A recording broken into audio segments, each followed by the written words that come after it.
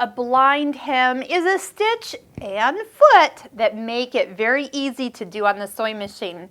So once again, if we want to use our sewing advisor, this is technique number 5, so the 5th gray column down. I'm going to use a little heavier woven fabric, so I'm following the 2nd row here, and it tells me I need stitch number 13. So 13 is the blind hem stitch. They do make for your stretch fabric a stretch blind hem, and that's 14. That's why there's 13 for the woven fabrics and stitch 14 for the stretchier fabrics. Foot D is the one I just showed you. We need tensions between 3 and 4, so I'll just leave it at 4. And our stitch length, so let's pick stitch 13, and our stitch length should be 3 1/2. It wants it at 4, and our stitch width is 4 also. So you can see, we'll go ahead and change that to 4. So super easy to change, and let me show you how easy it is to fold the fabric. As you fold for a blind hem, you'll first start off by making the press where the new hem will be. Then you're going to fold the fabric back. Now notice this little edge here. It is kind of a pinked edge, which is a great way to finish an edge.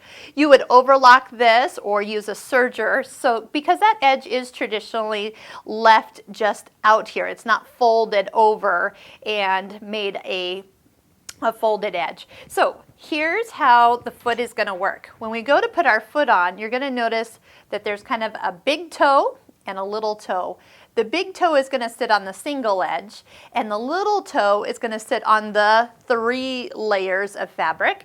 And the stitch, or the big toe, is going to kind of come and hug the fold here. And the stitch is going to come in, bite the fold, and then jump back. And bite the fold and jump back. So as it stitches, we're just catching the little bit of fold as we go. Now, depending on your fabric, remember we just kind of got a general setting here.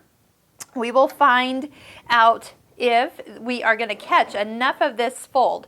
As you stitch and the needle jumps into the fabric, if you're getting enough little bite, not too big but not too small, then you're good. If it's a little bit too much, you can change the width. And if it's a little, or not catching at all, make the width a little bit wider. So just go ahead and keep the fabric hugged against not the little toe, the big toe, because that's on the low side there.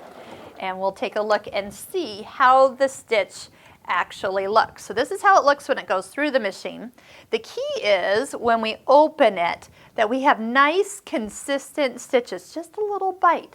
Now because we do have high contrast thread, it is showing, but not by much. So if we had matching thread, and also if you do a thinner thread like an Aurifil thread or something really fine like an embroidery thread, that will make those stitches even smaller and more blind. So sure beats doing it by hand.